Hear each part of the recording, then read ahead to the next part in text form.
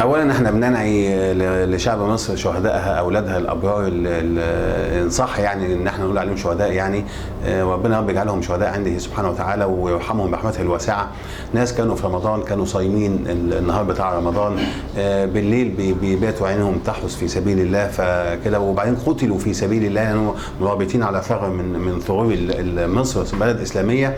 فبالتالي يعني ان شاء الله نحسبهم عند الله من الشهداء، وربنا سبحانه وتعالى يرحمهم. وباذن الله ربنا قدرنا عشان نرد يعني نثأر ليهم ونرد لمصر كرامتها، ونرد لهؤلاء الشهداء كرامتهم ان شاء الله. ربنا يجعلهم شهداء.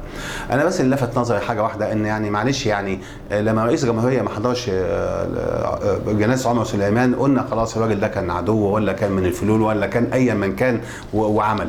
طيب لما نيجي في الشهداء بقى اللي هو يعني اقرب ما يكون ان هم يكونوا شهداء وناس متغربين واولاد للوطن، اللي هو بيقول اهلي وعشيراتي وابنائي وما يحضرش الجنازه بتاعتهم، انا شايف ان دي بصراحه ربنا يعني مش تصرفات رجل دوله. المفروض رجل الدوله يعني اب المصريين كان المفروض دي اقل حاجه انه يحضرها. يقول لك اصله امنيا مش يعني، طب امنيا ما كان بينزل يصلي في الجامع وكان بيروح في بتاعه اللي هي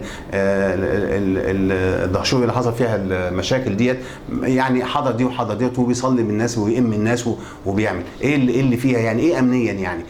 طب ما نزل مشيط طنطاوي طب انت ما نزلتش ليه؟ انا مش عارف يعني، مش لحد دلوقتي مش قادر افهمها. لما مؤسسه رئاسه الجمهوريه تنطق وتقول ان هو ما حضرش عشان يخلي فيه مساحه اكثر لمشاركه شعبيه اكبر، يعني على راي اللي قالها على الفيسبوك هو كان تخين قوي للدرجه عشان ياخد مساحه كبيره قوي، ان عشان الناس ما هيزاحمهم يعني في الموضوع.